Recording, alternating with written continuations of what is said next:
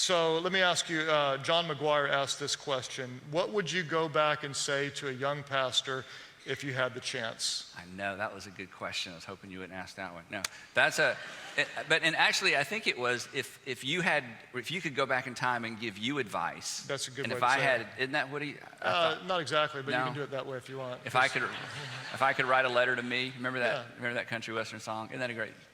Do you listen to country western music in South Florida? Actually, I think that's how he asked it. Yeah, if you go back and say to young Pastor Craig and Andy, that's how, you're right. Yeah. You read it better. I didn't want to shame you in front of the whole group. You just did.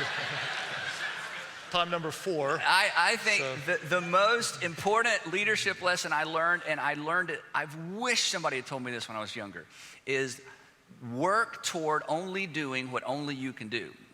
We all, in the beginning, we have to do everything. If you're a church planner, you have to do everything. You got to set up chairs, you got to do student ministry, you got to do it all. But the sooner you can identify your sweet spot in ministry or in life, the things that, you're not going to be the best in the world at it, but it's the best that you can do. It's the thing that you do best.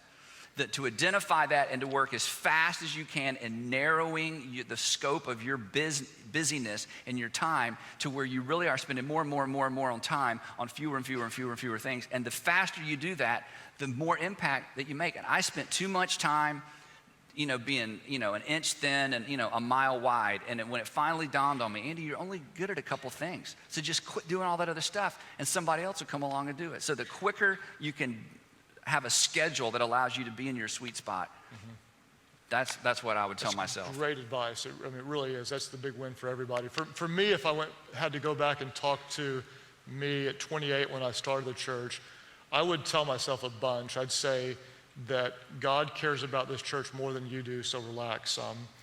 I would tell myself, someone else told me this isn't original, but I would tell myself what someone else said, that ministry is a marathon, not a sprint. And that, to me, that's really, really good advice. I would tell myself that to have more faith in God, that it's not all about my effort, that He really is faithful. And then this is kind of crazy, but I would have started journaling earlier because I missed, or documenting in some way. There are so many stories I just don't remember, and I wish I had those.